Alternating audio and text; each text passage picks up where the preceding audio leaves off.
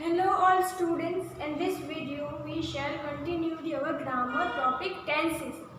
तो हमने simple present tense देखा, फिर उसके बारे में डिस्कस किया था और उसके रूल्स भी देखे थे, यूजेस देखे थे। अब उसके बाद प्रेजेंट फॉर्म का दूसरा फॉर्म है जो है प्रेजेंट कंटिन्यूस टेंस।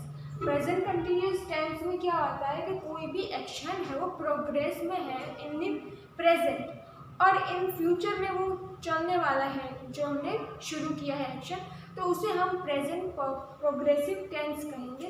तो सबसे पहले हम इसका फॉर्म देखते हैं। तो जैसे कि फॉर्म इसका क्या है, subject plus am is are, जो टू बी के रूप, जो सारे ऑक्सिलरीज है टू बी के, वो लगेंगे यहाँ पे subject plus am is are. और उसके बाद एम इज आर के बाद present participle plus I N जी।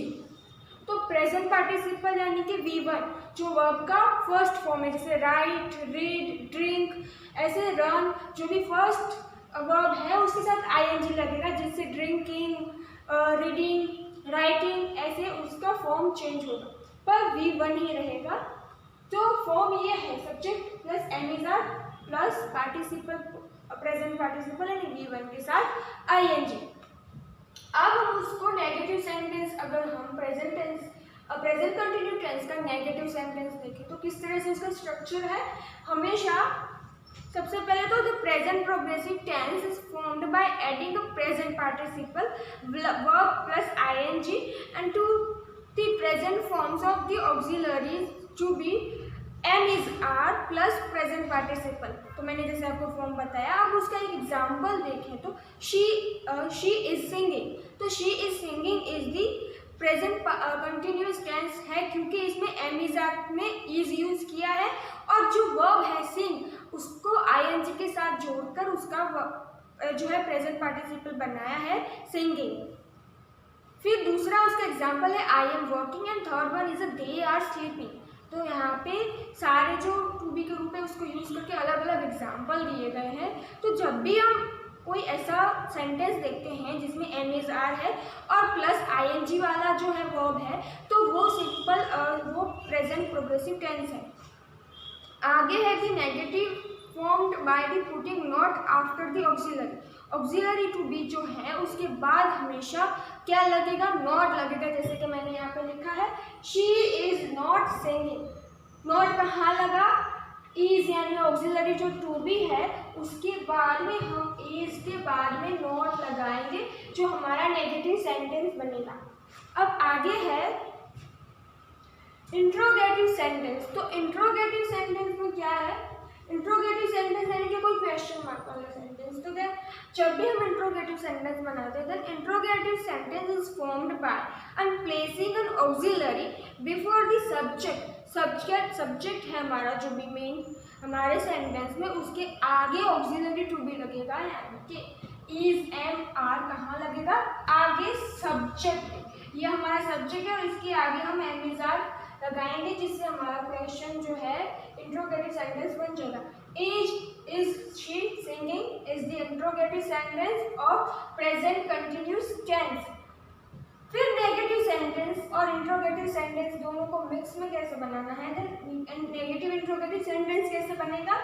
सबसे पहले दोनों की बात याद रखनी है, नॉट कहाँ पे आएगा और इज कहाँ पे आएगा। तो इंट्रोगेटिव सेंटेंस में फर्स्ट में हम यहाँ पे इज है जो आगे लगाते हैं सब्जेक्ट के, तो that's why is the here before the subject. तो सब्जेक्ट के आगे इज एंड दिस, उसके सब्जेक्ट के बाद क्या लगेगा, नॉट। जब भी हम नेगेटिव इंट्रोगेटिव सेंटेंस बनाते हैं उसका स्ट्रक्चर फॉर्म करते हैं तो हमेशा सब्जेक्ट के बाद नॉट आएगा और सब्जेक्ट के आगे जो हमारा ऑक्सिलरी रूप है टू बी का वो आएगा, और बाकी का जो क्वेश्चन जो है हमारा सेंटेंस वैसा ही रहेगा, शी नॉट सिंगिंग। फिर आगे है इसके यूजेस। तो अब उसके यूजेस क्या है, uses of the present progressive tense. The present progressive tense is used for an action that is in progressive at the time of the speaking। यानी कि जो बोल रहे हैं तभी हम वो एक्शन कर रहे हैं, तो ये प्रेजेंट प्रोग्रेसिव टेंस है। जैसे कि कोई भी प्रोग्रेसिव एक्शन है, अभी हम जो एक्शन को प्रोग्रेस कर रहे हैं अभी इन प्रेजेंट जब हम बोल रहे हैं, तो जैसे कि यहाँ पे एग्जाम्पल है जिससे आपको ज़्यादा क्लियर होगा। He is reading a news paper, he is reading a news paper, is लगा है जैसे टू बी का फॉर्म है हमारे फॉर्म में, इज एमिजार में से, और प्रेजेंट पार्टिसिपल रीडिंग, तो हमारा ये क्या हो गया, present progressive tense. The girl is singing a song. दूसरा एग्जाम्पल है the childrens are playing football, I am doing my work. तो ये सारे थे जो हम उस टाइम पे बोलते टाइम पे हम वो कर रहे हैं, कोई भी एक्शन इन प्रोग्रेस में है वो एक्शन।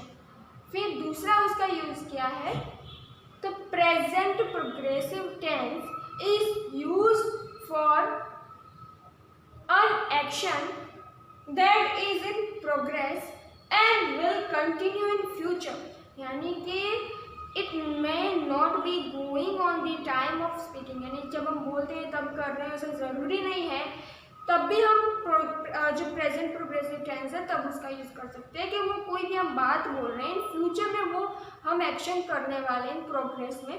तो यहाँ पे he is a learning English, यानी कि उसने स्टार्ट किया है और अभी तक वो फ्यूचर तक चलने वाला है वो लर्निंग इंग्लिश का उसका। तो ये फ्यूचर तक चलने वाला जो एक्शन है अभी प्रोग्रेसिव है और इन द फ्यूचर में भी चलने वाला है, तो उसे भी हम क्या कहेंगे, present progressive tense. My neighbour is writing a novel, वो अभी लिख रहे हैं नॉवेल, ख़त्म नहीं हुई है नॉवेल, यानी कि वो अभी लिखते रहेंगे नॉवेल, तो फ्यूचर को भी इंडिकेट करते हैं। और जो भी प्रोग्रेसिव एक्शन है वो फ्यूचर तक चलेगा, प्रोग्रेस में रहेगा, वो दिखाने के लिए भी प्रेजेंट प्रोग्रेसिव टेंस का यूज़ किया जाता है। फिर थर्ड यूज है, it is use to describe an action that is planning to take a place in the near future, जैसे कि कोई प्लानिंग की है हमने, जैसे यहाँ पे एग्जाम्पल है I am meeting him tomorrow, तो यहाँ पे आई एम और मीटिंग दोनों है जैसे कि, और पर यहाँ पर टुमारो लगा है इन द फ्यूचर, पर ये क्या होगा, प्रेजेंट प्रोग्रेसिव टेंस ही होगा, बिकॉज कि ये एक इंडिकेट कर रहा है एक्शन को जो प्रोग्रेस में है।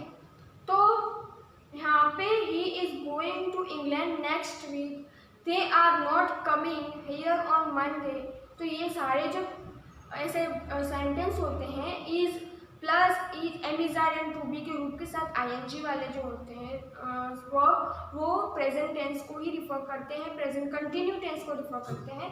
और फिर वो इन फ्यूचर में भी हम कोई भी प्रोग्रेस में करने वाले हैं एक्शन, तो वो भी दिखाने के लिए। So present progressive tense is use to express disapproval of the persistent habit or something done again and again. We generally use adverb such as always,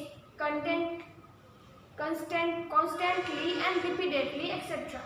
तो ये जो जब भी कभी कभी हम क्या करते हैं, कोई काम है वो बार बार करने वाले, रिपीटेडली करते हैं, कंटिन्यूसली करते हैं, ऑलवेज हम हमेशा करते हैं, हैबिचुअल कोई एक्शन है वो दिखाने के लिए। जैसे कि एग्जाम्पल है, she is continuously watching movie on TV, he is repeatedly making a same mistake, they are constantly changing their statement, he is always doing one mischief or the other। तो ये सारे जो एग्जाम्पल उसमें क्या दिखाया है कि कोई एक्शन है वो हैबिचुअल है, मतलब कि वो ऐसा करता ही रहता है, वो अगेन अगेन वो एक्शन कर रहा है, कोई व्यक्ति है वो एक्शन बार बार हो रहा है और वो प्रोग्रेस में है। तो ये जब भी हम ऐसे कोई हैबिचुअल एक्शन दिखाते हैं और उसमें ऑलवेज, कॉन्स्टेंटली, रिपीटेडली ऐसे वर्ड यूज करते हैं, तो भी ये प्रेजेंट प्रोग्रेसिव टेंस होगा। अब आगे है, it has been pointed out before that the simple present is used for the habitual action, however when is the referred to be a particular obtains habit sometimes which persists or for example in spite of advice or warning, we use the present continuous written adverb like, अब जैसे मैंने बोला always, continuous and constantly, ये सारी जो चीज़ें keywords हैं वो यूज़ करके, एडवर्ब यूज़ करके हम जनरली बनाते हैं। जैसे यहाँ पे एक और एग्जांपल दिया है, my dog is very silly, he is always running out in to the road. फिर दूसरे उसके यूजेस हैं, the following verbs on accounts of their meaning are not normally used in the continuous form.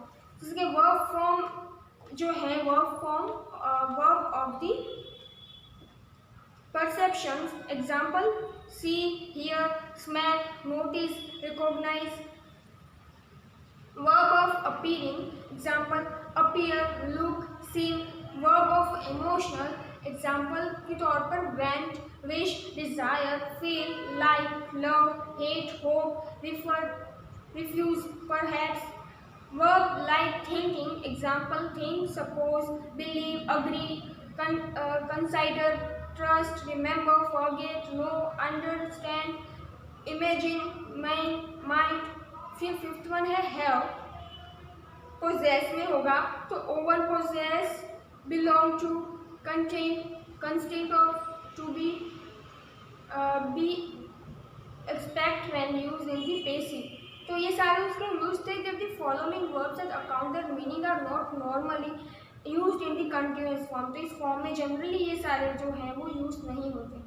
अब यहाँ पे wrong and right जो sentence structure दिए गए हैं, there this crabs are tasting sure, ये जो है वो रॉन्ग है। Generally this crabs taste sure, ये इसका राइट जो है फॉर्म है state. I am thinking you are wrong, I think you are wrong. तो यहाँ पे ये प्रेजेंट कंटिन्यू टेंस ही बता रहे हैं, बट यहाँ पे इसका फॉर्म चेंज कर दिया है क्योंकि कुछ वर्ड्स हैं, कुछ एडवर्ब्स हैं, वो यूज जब हम करते हैं तब हम उसका फॉर्म उसका फॉर्म है वो चेंज हो जाता है प्रेजेंट कंटिन्यू टेंस का। जैसे मैंने बोला I am thinking you are wrong, ये रॉन्ग सेंटेंस होगा बिकॉज यहाँ पे thinking and you are wrong the verbs है वो थिंकिंग है। तो जब भी हम थिंक यूज करते हैं ना, I think you are wrong, it's a right present continuous tense sentence का स्ट्रक्चर होगा। She is swimming sad, she seems sad. जैसे कि मैंने आपको ये सारे वर्ड्स बताए थे आगे, उन सारे वर्ड्स का अगर कोई भी सेंटेंस में देखते हो और अगर वो आप प्रेजेंट प्रोग्रेसिव टेंस बनाना चाहते हो तो आपका जो स्ट्रक्चर है, फॉर्म है, वो चेंज हो जाएगा। He is having a cell phone, he has a cell phone. जो ये है सारे वर्ड्स के रॉन्ग एंड राइट जो मैंने आपको बताए। However, the verb listen to about can be used in the continuous tense with the change of meaning. She is tasting the soup to see if it needs more salt. She is tasting the soup to see if it needs more salt. Taste क्या है यहाँ पे, test the flavour of का होगा। I am thinking of going to Malaysia, यहाँ पे thinking of का क्या होगा, consider to idea of. They are having lunch, have का यहाँ पे ईट होगा। तो ये इंग्लिश में ऐसे कुछ वर्ड होते हैं जिनका डबल मीनिंग भी निकलता है, तो यहाँ पे वही यूज़ किया है कि कभी कभी कोई ऐसे वर्ड्स हैं जिनके डबल मीनिंग निकल रहे हैं तो उसको फॉर्म अलग फॉर्म में ही यूज़ किया जाता है। तो आज का ये जो सेक्शन है हमारा वीडियो में, हम आज जो है प्रेजेंट कंटिन्यू टेंस ही पढ़ेंगे। आगे का जो टेंस है वो नेक्स्ट वीडियो में डिस्कस करेंगे। आपको इसके एक्सरसाइज और एग्जाम्पल जो आगे आपकी बुक्स में दिए गए होंगे या फिर कोई भी ग्रामर बुक में दिए गए हैं तो आपको उसको एक्सरसाइज को सॉल्व करना है, आपकी बुक में लिखना है ताकि आप ज़्यादा क्लियर हो सके। तब तक के लिए have a nice day, thank you and take care.